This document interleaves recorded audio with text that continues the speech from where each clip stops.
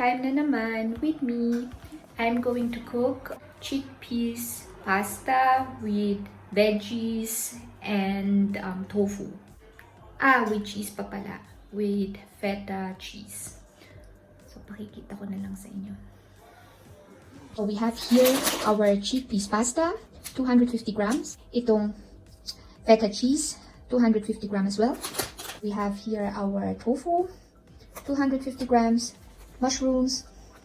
So, I think kalahati lang nito, 125 grams. And then, 2 cloves ng garlic, some tomatoes, spring onion, zucchini, salt, pepper, and some dried chilies. Optional lang to. Let's start!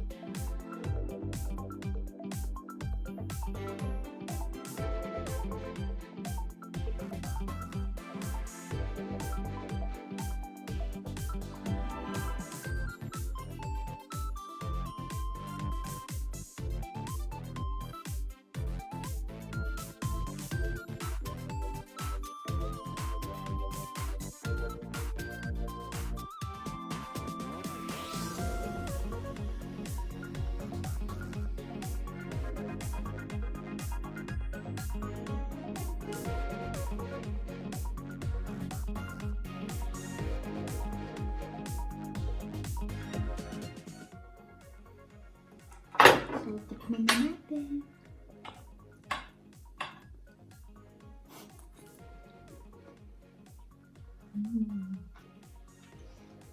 Sarap.